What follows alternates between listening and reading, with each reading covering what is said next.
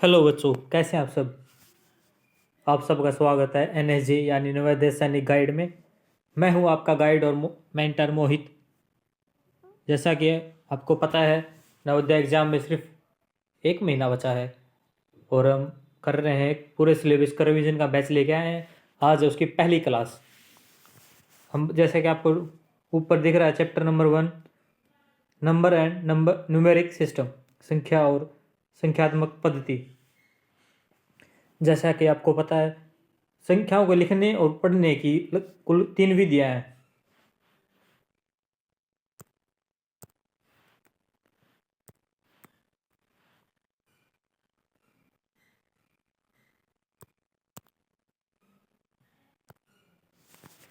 सबसे पहले बात करें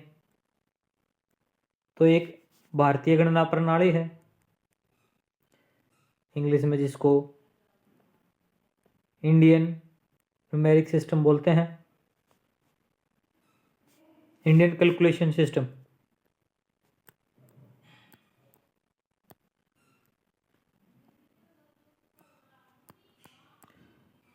नंबर 2 पे बात करें तो दूसरी इंटरनेशनल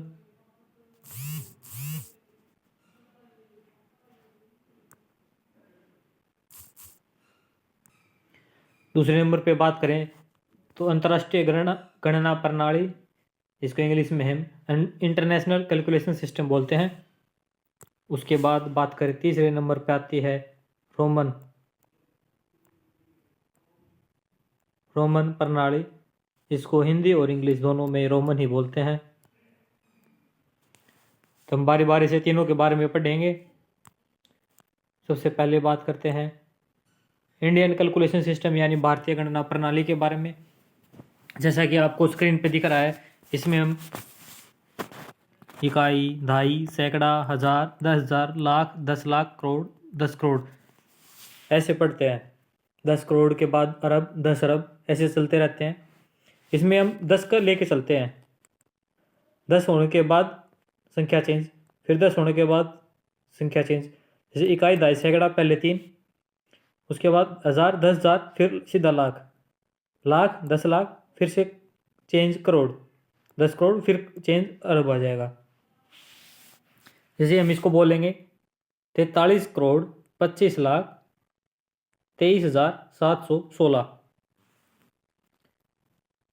43 करोड़ 25 लाख 23,716।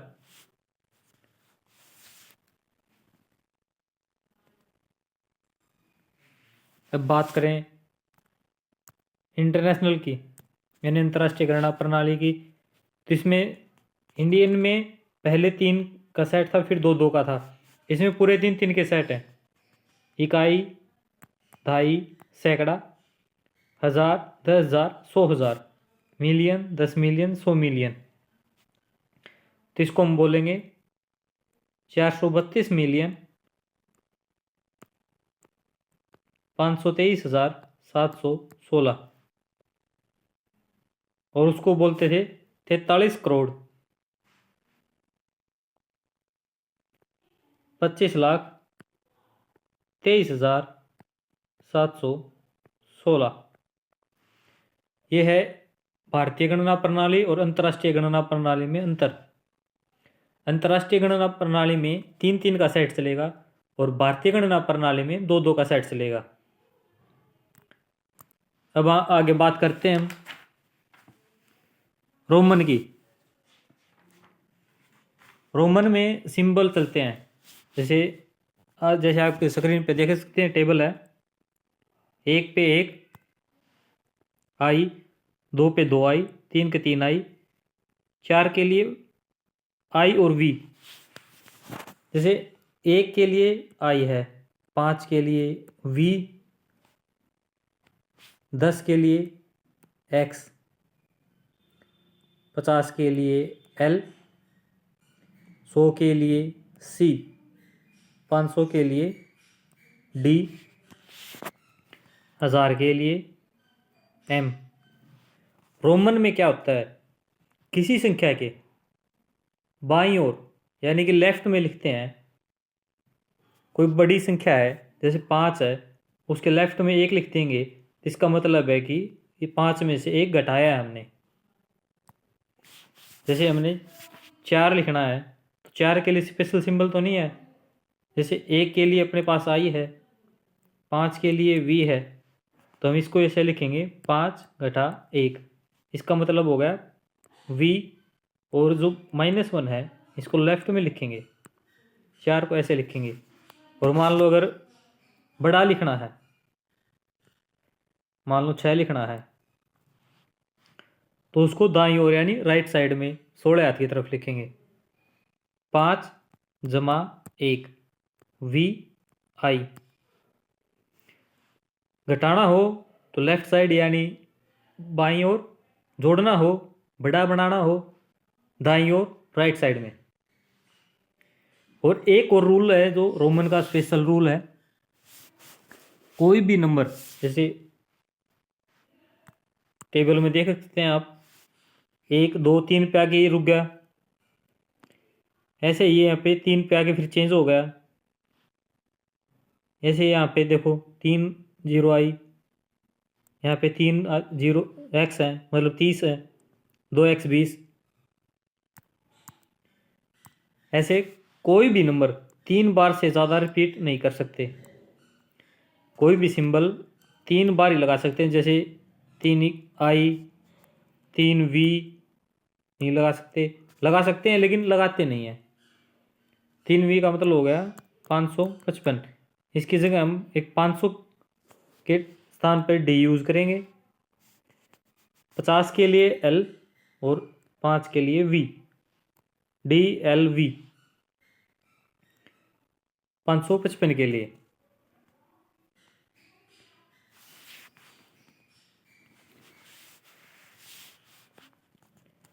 जैसे आई एक्स और सी, इनको मैक्सिमम 3 बार तक रिपीट किया जा सकता है।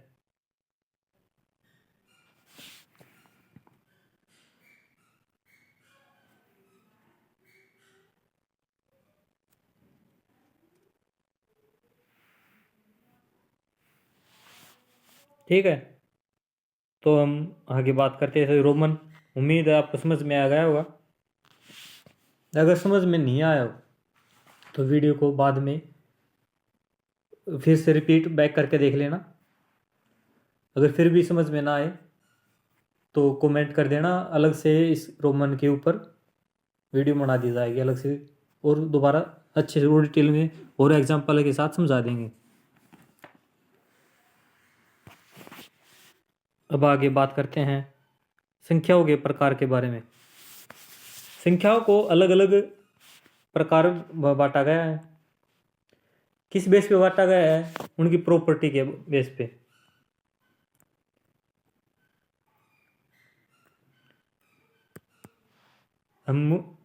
हमारे सिलेबस में मुख्यतः 8 प्रकार की भाषाएं हैं। भाषा मतलब 8 प्रकार में बांटा गया है भाषाओं को, संख्याओं को। वैसे तो और भी ज़्यादा होते हैं, आगे आगे लेवल पे पढ़ोगे तो और ज़्यादा डिटेल में। बेसिक 8 हैं जो हमारे एग्ज़ाम में आती हैं। जैसे भी अलग अलग प्रॉपर्टी, जैसे कोई संख्या किसी भाग जाती है, किसी भाग नहीं जाती, किसकी कोई संख्या सिर्फ एक ही संख्या से भाग जाती है, कोई हर किसी से भाग जाती है, कोई डिफरेंस डिवाइड के रूल पे, मल्टीप्लिकेशन पे रूल पे, डिफरेंस के रूल पे, एडिशन पे, सब्ट्रैक्शन हो रहा है, ऐसे सीरीज बनती हैं। सबसे पहले बात करते हैं हम नेचुरल नंबर यानी प्राकृत संख्या होगी। प्राकृत संख्या वह संख्याएं होते हैं जिनको हम गिनते हैं। एक तरीके की गिनती ही प्राकृत संख्याएं हैं। 1 2 3 4 5 6 7 8 9 10 ऐसे चलती रहती हैं। ये गिनतियाँ प्राकृत संख्याएं हैं। जैसे हम कोई वस्तु गिनने के लिए प्रयोग करते हैं, गणना में प्रयोग करते हैं गिनने के लिए, वो संख्याएं प्राकृत होती हैं। पूर्ण संख्याएं क्या होती हैं? जो संख्या अपने आप में पूरी हो। जैसे दशमलव में ना हो वो संख्या पूर्ण होते हैं। अगर प्राकृत संख्याओं में हम जीरो को और मिला दें, उसके बाद 1 2 3 4 5 6, ये पूर्ण संख्याएं हैं, ये प्राकृत संख्याएं। प्राकृत संख्याएं 1 से शुरू होकर 1 2 3 से आगे अनंत तक जाती हैं। पूर्ण संख्याएं 0 से शुरू होती हैं और अनंत तक जाती हैं भी।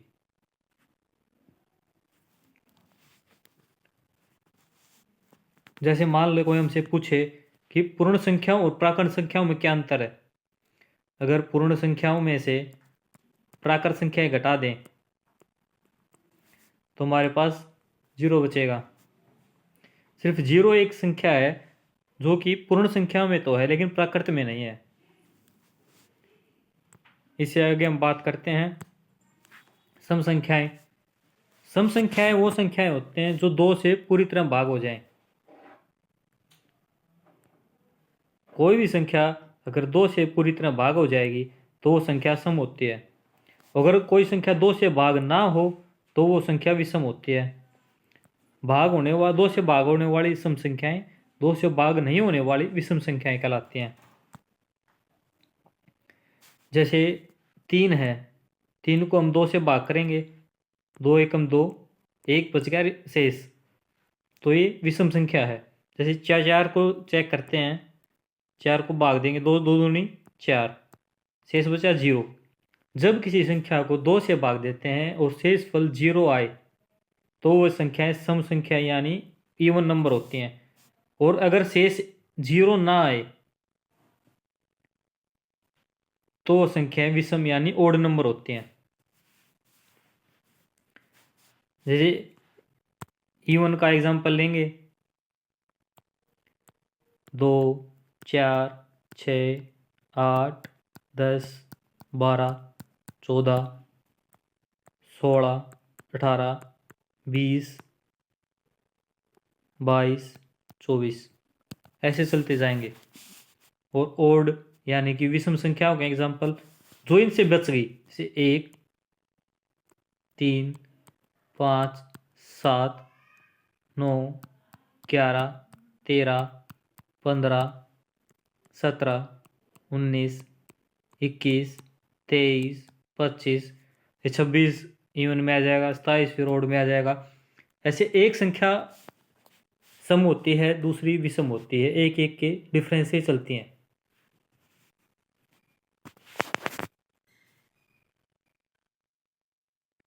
ये संख्याएं ओड और इवन यानी सम और विषम हो गई। इसके बाद हम बात करते हैं भाज्य और अभाज्य संख्याओं के बारे में। भाज्य संख्याएं वो होती हैं, जो पहले अभाज्य संख्याओं के बारे में बात करते हैं। अभाज्य संख्या सिर्फ वो संख्या है जो खुद से और उसके अलावा एक से भाग हो, सिर्फ 2 संख्याओं से भाग हो, या तो खुद से हो या फिर एक से हो, वो संख्याएं अभाज्य होंगी। और इनके अलावा जो संख्याएं बच गई वो भाज्य में आएंगी। जैसे बात चेक करते हैं हम, देखो जैसे 1 है, 1 तो 1 से ही भाग होती है, 1 खुद होगी तो एक अभाज्य संख्या हो गई। 2 है, 2 1 से भाग होती है और 2 खुद से भाग होते हैं, इसलिए 2 भी अभाज्य होगी। 3 है, 3 भी 1 से भाग होती है, 2 से भाग नहीं होती, या फिर 3 से भाग होगी तो 3 भी अभाज्य होगी। 4 है, 4 वो भाग देंगे हम 1 से, 4 एकम 4, 4 को 2 से भाग दे सकते हैं, 2 दूनी 4, यहाँ से शेषफल 0 आएगा तो 4 भाज्य हो गई। यहाँ पे 5 है, 5 अभाज्य हो गई, किसी से भाग नहीं जाता, सिर्फ 1 से और 5 से भाग जाते हैं। उसके बाद आ गई 6, 6 भाज्य हो गई।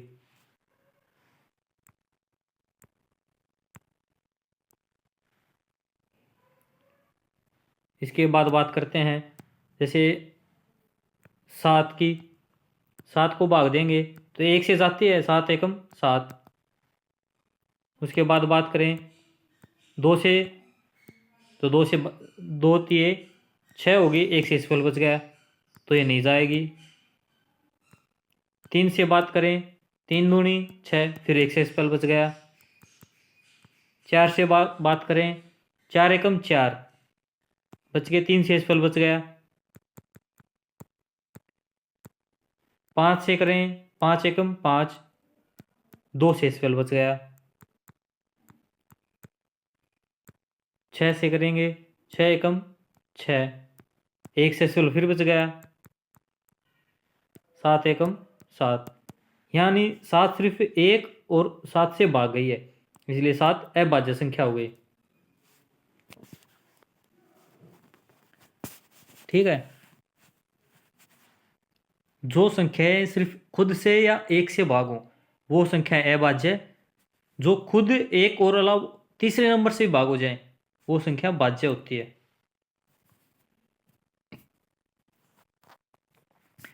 जैसे हम बात करते हैं कुछ इंपॉर्टेंट पॉइंट, जैसे एक तो खुद से भाग होती है और एक से भी, तो दोनों एक ही संख्या से भाग हुई वो, इसलिए एक को ना तो भाज्य में रखते हैं,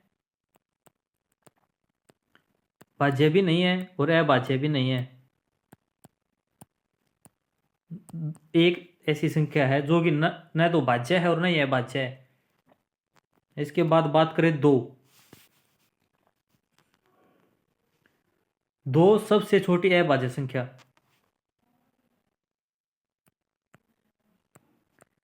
सबसे छोटी अभाज्य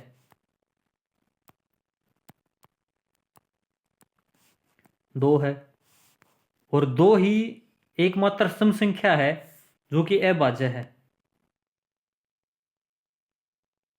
only one number that is even prime number,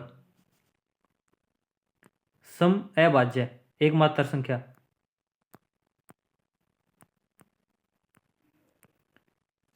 इसके अलावा 0 है, सबसे छोटी पूर्ण संख्या है, और 1 सबसे छोटी प्राकृत संख्या है।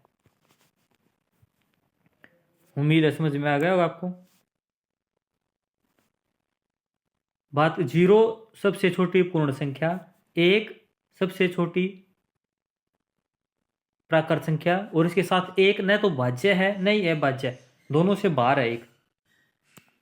जैसे हमने यहाँ पे क्या था ना भी 1 2 3 5, तो 1 को हम भाज्य में नहीं रखेंगे और न ही भाज्य में रखेंगे न ही अभाज्य में रखेंगे, 1 को कहीं भी काउंट नहीं करेंगे। एक तो यहाँ भी 1 यहाँ भी 1, तो 2 नंबर नहीं हुए, जो 2 नंबर से भाग हो खुद से और 1 से, 2 संख्या हो गई, तो वो अभाज्य में आएंगी। जो 3 से हो जाए, खुद से भी हो 1 से भी हो और इसके अलावा भी किसी संख्या से भाग हो, ये 2 हो गया। 4 है, 1 से भी होता है, 2 से भी होता है, 3 से भी होता है। 6 है, 1 से भी होता है, 2 से भी होता है, 3 से भी होता है और 6 से भी होता है। इसके अलावा 8 है, वो 2 से भी होगा, 3 से 4 से होगा, 1 से, 2 से, 4 से और 8 से। तो हम आगे बात करते हैं को प्राइम सह अभाज्य संख्याएं और ट्विन प्राइम नंबर यानी जुड़ो अभाज्य संख्याएं। को प्राइम के बारे में बात करें, ऐसी 2 संख्याएं यदि उनका गुणनखंड 1 हो, ये जोड़े में होते हैं, सहअभाज्य और जुड़वा ये जोड़े में होते हैं। जैसे कि एग्जाम्पल लेंगे 3 और 5,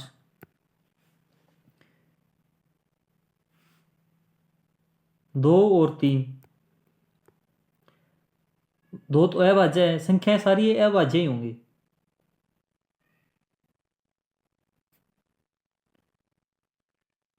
लेकिन क्या है, 2 3 का डिफरेंस 1, 2 3 का 5, मतलब आगे वाली संख्याएं 2 3 5 7 11 13, जैसे 2 3 का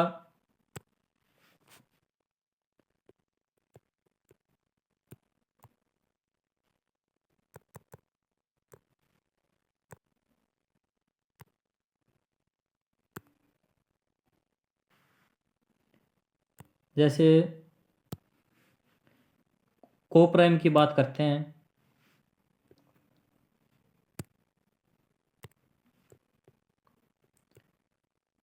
यानी सहभाज्य जैसे 2 3 का एक जोड़ा हो गया, 3 के बाद 3 5 का एक जोड़ा हो गया। को प्राइम क्या है? 2 3 प्राइम संख्याएं 2 3 5 7 11 13 17 19। जैसे 2 3 है को प्राइम सहभाज्य में साथ साथ है। को यानी सह का मतलब हुआ साथ साथ। जो अभाज्य संख्या है साथ साथ हो, जैसे 2 के बाद अगली अभाज्य संख्या 3 होगी। 2 और 3 का जोड़ा है, ये सहभाज्य संख्याओं में गिना जाएगा। जो 3 और 5 का जोड़ा है ये भी सहभाज्य में, लेकिन 2 और 5 ये सहभाज्य संख्याओं में नहीं गिना जाएगा।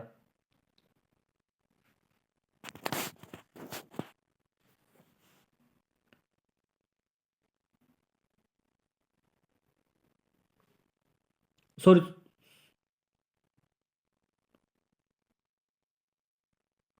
ये जुड़वा बता दी मैंने, ये है जुड़वा यानी ट्विन। ये तो ट्विन की प्रॉपर्टी है, यानी 2 3 3 5 5 7 11 13 ये ट्विन है। सॉरी सॉरी, ट्विन है ये, को प्राइम नहीं, ट्विन है ये। यानी जुड़वाएं हैं, साथ साथ जुड़ी हुई हैं। 2 से 3, 3 से 5, 5 से 7, 7 से 11, 11 से 13, 13 से 17, 17 से 19 ये ट्विन है, यानी जुड़वाएं भाज्य संख्याएं हैं।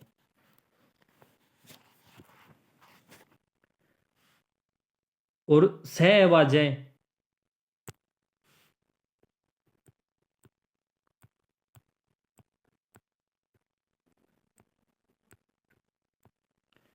सहभाज्य यानी को प्राइम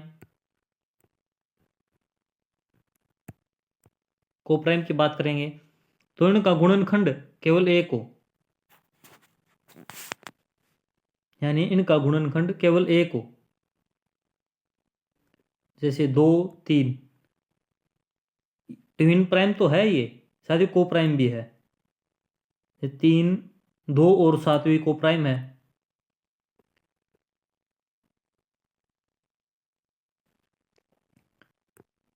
तीन और 5, 3 और 11 ये सारे को प्राइम के जोड़े हैं। ट्विन प्राइम लगातार वाली जुड़वा जिनका अंतर 2, जैसे 3 5 5 7 11 13 17 19 ये आगे जुड़वा साथ साथ जुड़ी हुई हैं, जो जिनका डिफरेंस सिर्फ 2 है और लगातार है। मतलब अगली वाली है, 3 के बाद 5 आ गई, डिफरेंस 2 है, 3 5 हो गया, 5 7 हो गया, 11 13 हो गया, 17 19 हो गया।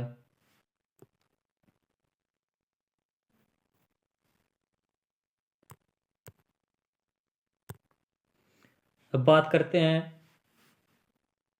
Place and face value of digit, अंकों का स्थानीय और वास्तविक मान। वास्तविक को हम अंकित मान भी बोलते हैं और जातीय मान भी बोलते हैं।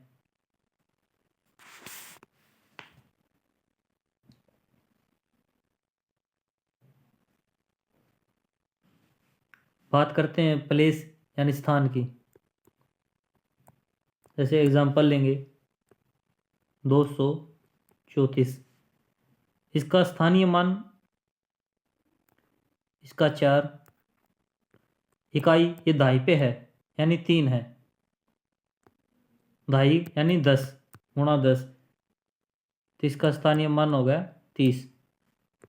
ये 2 है, इकाई दहाई सैकड़ा, सैकड़ा यानी 100, इसका स्थानीय मान हो गया 200।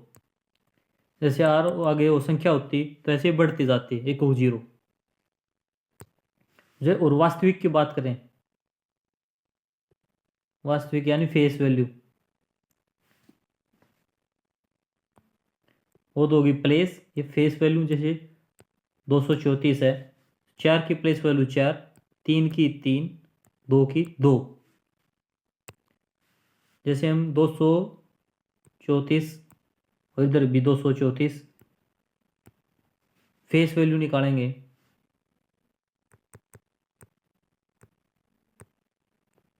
बीच में लिखते हैं 234, इधर इसकी फेस वैल्यू, यहाँ पे प्लेस वैल्यू।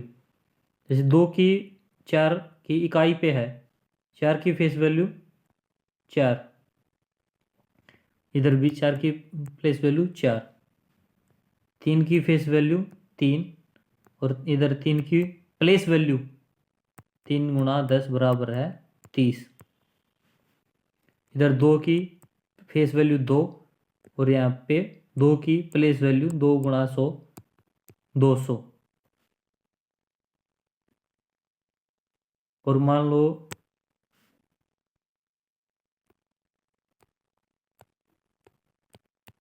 ये है, तो फेस वैल्यू तो इनकी जो अंक है वही रहेगी इनकी, 4 5 7 6 8। प्लेस वैल्यू इनकी बढ़ती जाएगी, जैसे इसकी 4, 5 गुणा 10, 7 गुणा 100, इकाई दहाई सैकड़ा हजार, 6 गुणा 1000, इकाई दहाई सैकड़ा हजार 10,000, 8 गुणा 10,000, 80,000। 8 का पूछे तो 8 की फेस वैल्यू तो 8 है, लेकिन प्लेस वैल्यू 80,000 है। 6 की फेस वैल्यू 6 है, प्लेस वैल्यू 6,000 है। 7 की फेस वैल्यू 7 है, प्लेस वैल्यू 700 है। 5 की फेस वैल्यू 5 है, प्लेस वैल्यू 50 है। 4 की फेस वैल्यू 4 है और प्लेस वैल्यू 4 है। किसी संख्या के इकाई के अंक की प्लेस वैल्यू और फेस वैल्यू दोनों बराबर होती है। किसी संख्या के इकाई के अंक की प्लेस वैल्यू फेस वैल्यू, यानी वास्तविक मान, स्थानीय मान, वास्तविक, अंकित या जातीय। वास्तविक मान को हम अंकित मान बोलते हैं या जातीय मान। वास्तविक मान जो लिखा है, अंकित मान जो लिखा है मतलब जो लिखा हुआ है अंकित, वास्तव में ये है क्या चीज़, और जातीय मान इसकी खुद की क्या वैल्यू है। वो एक ही, तीनों एक ही चीज़ होती हैं।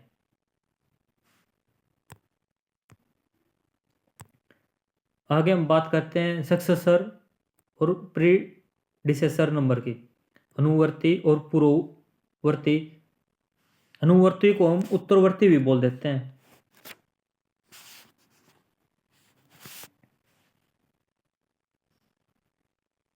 अनुवर्ती या पूर्ववर्ती संख्या किसी प्राकृत संख्या से ठीक अगली संख्या उसके अनुवर्ती या पूर्ववर्ती होते हैं। पूर्ववर्ती सॉरी उत्तरवर्ती। अनुवर्ती या उत्तर, उत्तर मतलब आगे आने वाले, अनु मतलब आगे आने वाले, प्लस एक जोड़ देंगे। जैसे 5 की अनुवर्ती या उत्तरवर्ती संख्या 6,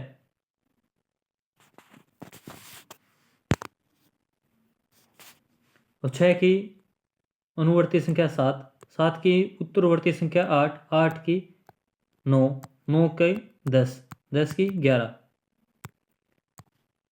और बात करें पूर्ववर्ती की, पूर्व का मतलब पहला, पहली। जैसे 5 है, 5 की पूर्ववर्ती संख्या 4, 4 की पूर्ववर्ती संख्या 3, 3 की पूर्ववर्ती संख्या 2, 2 की पूर्ववर्ती संख्या 1। इसकी उत्तरवर्ती की बात करें, 5 की 6, 6 की 7। यहाँ गौर करने वाली एक बात है, किसी संख्या के पूर्ववर्ती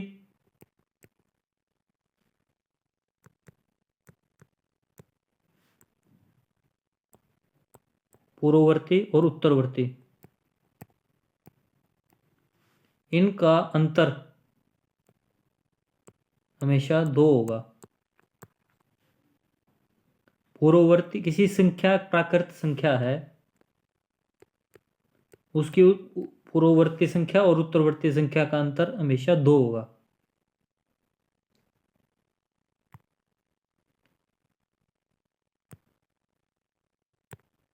अब बात करते हैं संख्या निर्माण के बारे में।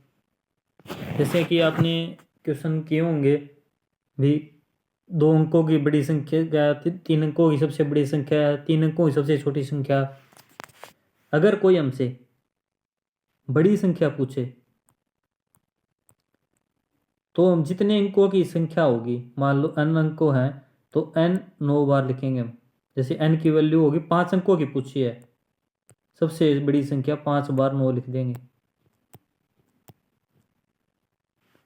तीन अंकों की पूछी है तो 3 बार 9 लिख देंगे।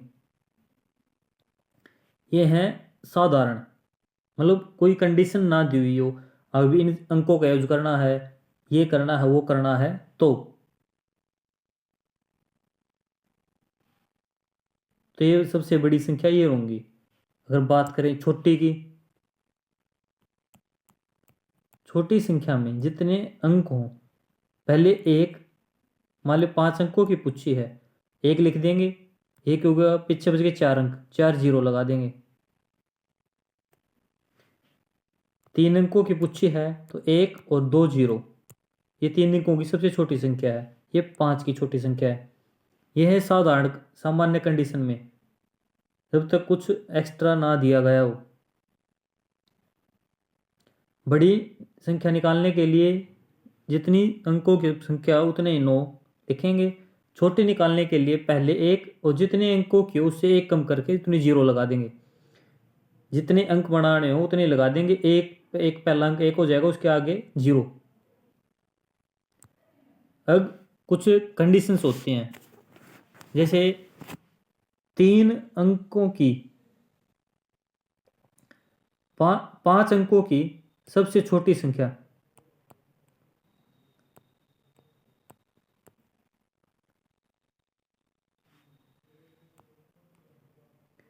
जो कि 3 अलग अलग भिन्न से बनी हो,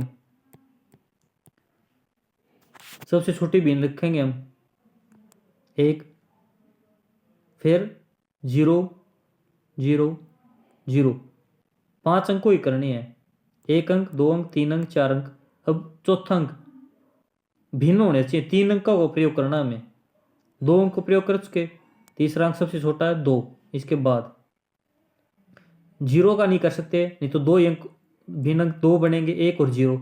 1 का कर देंगे, 1 और 0 2 ही बनेंगे, तो इसलिए तीसरा भिन्न अंक लेने के लिए हमें 2 लिखना होगा। अगर मान लो यहाँ पे कर दिए 4 भिन्न अंक, तो 1 2 0, 1 2 और 3, ये 4 भिन्न अंक हो गए। ये बोले कि सभी 5 भिन्न अंक,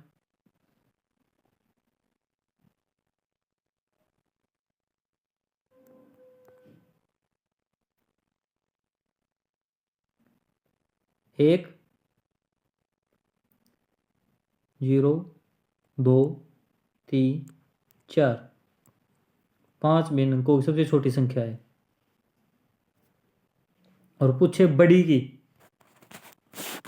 तो जीरो को हम शुरू में नहीं रखेंगे, जीरो को शुरू में रख देंगे।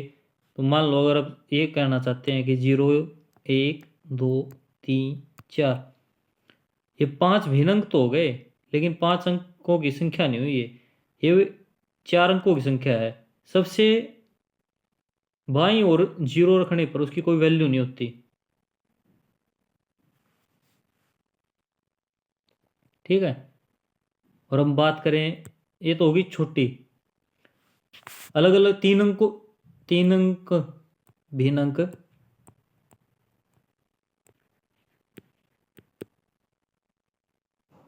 चार अंकों की बड़ी संख्या,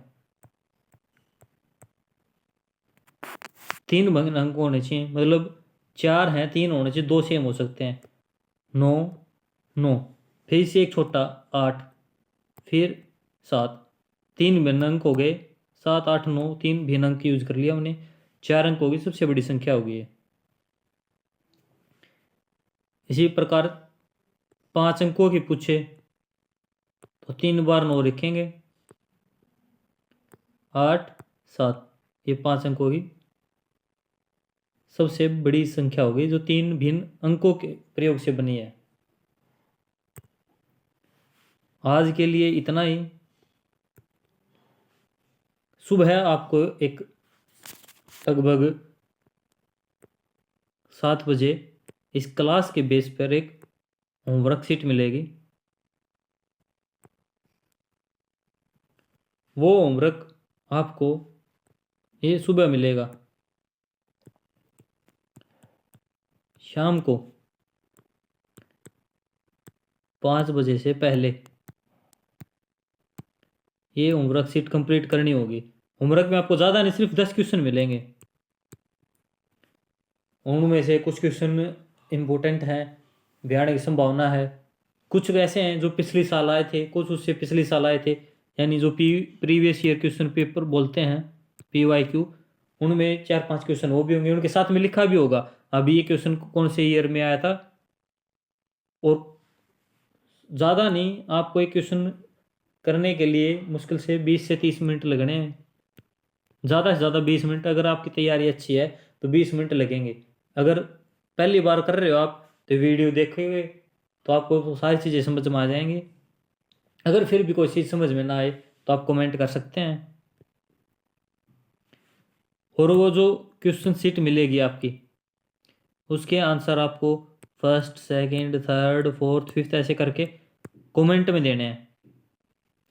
अगर कोई क्वेश्चन समझ में ना आए तो आप कमेंट में लिख सकते हैं कि ये क्वेश्चन समझ में नहीं आया, इसका सॉल्यूशन नहीं मिला हमें।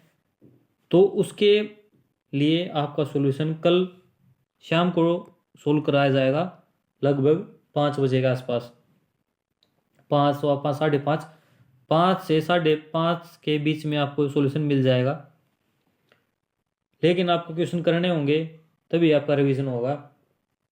मिलते हैं सुबह, आपको वर्कशीट होमवर्क मिल जाएगा, वो करना है, और शाम को सॉल्यूशन। और कल मिलते हैं अगले चैप्टर के साथ इसी समय में।